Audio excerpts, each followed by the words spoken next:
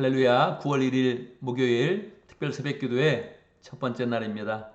우리는 10일 동안 특별 새벽기도회를 갔는데요. 특별히 VIP를 품는 그런 가운데 함께 기도하는 시간을 갖습니다. 이번에 함께 기도하면서 VIP를 품고 또 VIP를 잘 인도하는 복된 시간이 되고 우리 그런 삶 가운데서도 기도 응답을 받는 그런 가운데 축복된 그런 삶으로 나가기를 바랍니다. 이번 특별 새벽기도의 주 교재는 릭 오런 목사님이 쓴 더불어 삶, 이 책을 가지고 함께 나누도록 하겠습니다. 7일 동안은 더불어 삶의 내용을 함께 나누고 나머지 3일간은 매일 성경의 본문에 따라서 에베소서 말씀을 함께 나누도록 하겠습니다. 더불어 삶 서문에 보면 릭 오런 목사님은 마태복음 25장 35절에서 40절의 말씀을 인용하고 있습니다. 마태복음 25장 35절 40절까지는 어떤 내용이 담겨져 있을까요?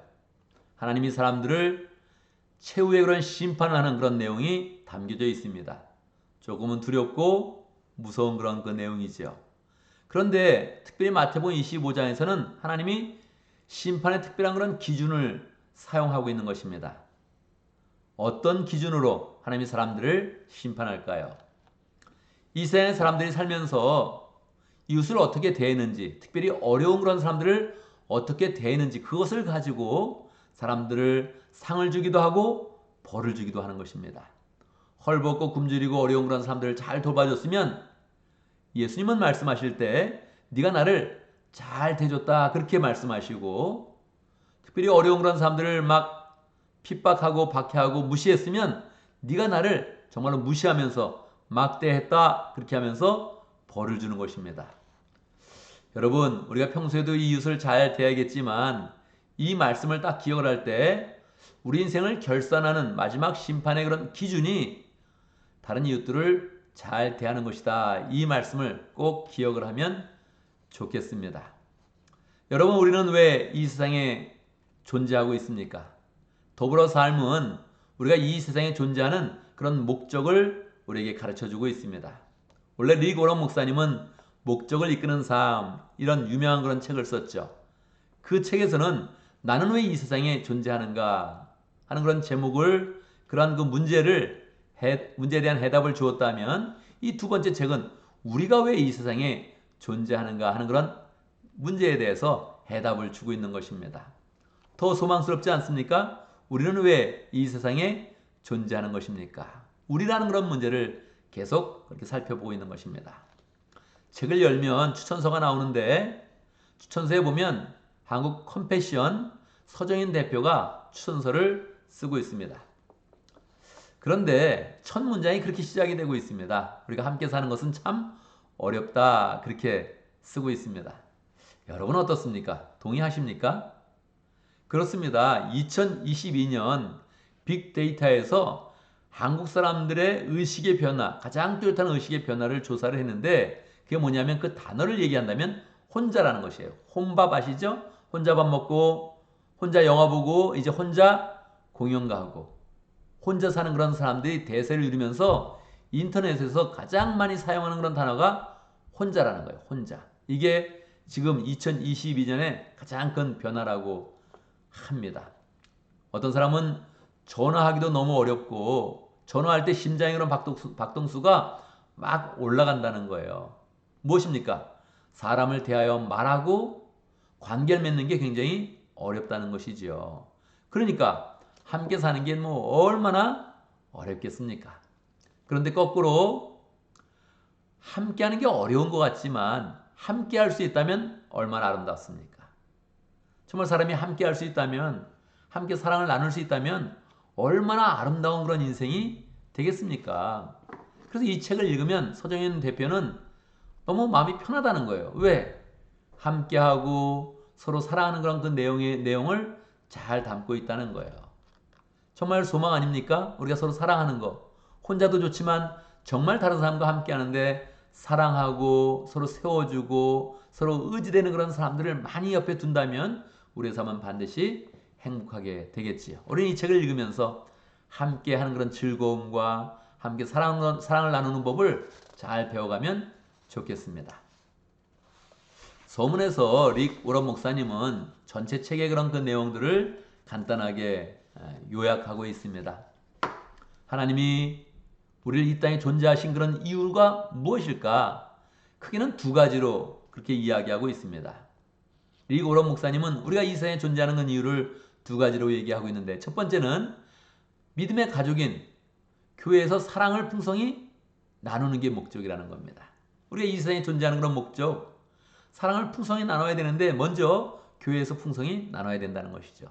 그리고 두 번째는 이웃과 사회로 나가야 된다는 것입니다. 그들에게 우리가 교회에서 사랑을 풍성히 나눈 후에 그들에게 사랑으로 다가가야 된다, 이렇게 이야기를 하고 있습니까?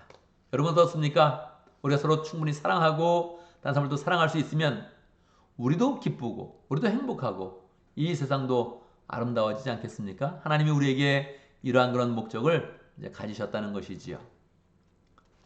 책의 내용은 총 6장으로 되어 있습니다. 1장, 사랑하는 법을 배우는 것. 여러분, 삶에서 가장 중요한 것이 사랑하는 것을 배우는 것이라 그래요. 그 내용을 1장을 다루고 있고, 2장, 그의 운명에 관심을 갖는 것. 그라는 것은 이제 3인칭이니까 주변의 그런 사람들을 이야기하죠. 이웃을 이야기하죠. 여러분, 이웃의 운명에 관심이 있습니까? 보통은 현대인들은 이웃에 관심이 없죠. 그런데 예수님을 생각해 보면 예수님이 우리가 모르는 한 사람들, 우리의 이웃 한 사람들, 그 사람을 위해서 돌아가셨다는 거예요.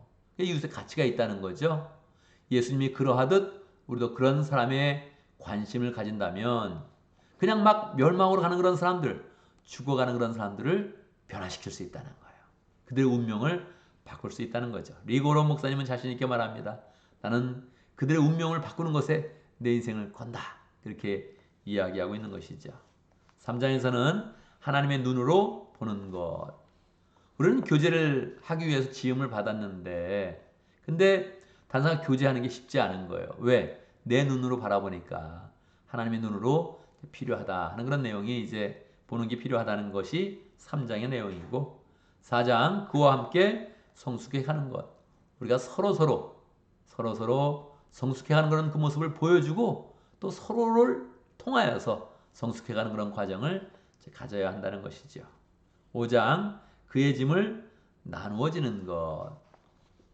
우리에게 재능이 있을 때 그 재능은 우리만을 위한 것이 아니라 다른 사람을 위해서 재능이 쓰여져야 된다는 것이죠. 동의하십니까? 이러한 사실을 알게 될 때 우리의 그런 삶은 더 풍성해지고 행복해지는 것입니다. 마지막 장이 함께 예배함으로 기쁨을 누리는 것. 우리가 혼자 예배하는 것보다 다른 사람과 예배하는 것이 자연스럽고 더 은혜가 됩니다. 그래서 우리가 함께 이 세상에 살면서 예배하는 그런 공동체를 잘 세워가야 된다 하는 그런 그 내용이죠. 서문을 마치면서 리고런 목사님은 그렇게 이야기합니다. 솜사탕 같은 그런 눈도 뭉치면 집을 무너뜨릴 만한 그런 힘을 가지고 있다, 그렇게 이야기하죠. 그렇지 않습니까? 눈이 많이 쌓이면 집이 무너지기도 하고, 눈을 똘똘 뭉쳐서 사람을 치면 큰 그런 파괴력을 갖지 않습니까? 그러니까 우리의 그런 존재는 솜사탕과 같은 그런 눈과 같은 존재인데, 우리도 뭉치면 힘을 발휘하고 이 세상 가운데 영향력을 발휘한다는 거예요. 그러니까 우리가 함께 뭉쳐서 함께 사랑으로 하나 되어서 이 세상 가운데 선한 영향력, 사랑의 영향력을 함께 이렇게 끼치자 하는 그런 그 내용이 책에 주된 그런 그 내용입니다. 우리가 계속 기도하고 책의 내용을 살피면서 우리의 마음 가운데는 주님이 주시는 그런 그 마음을 더 풍성히 갖고 사랑할 수 있는 그런 그 마음들을 배워가고 함께 기도하는 그런 가운데 영혼을 사랑하는 복된 시간이 되기를 간절히 바랍니다.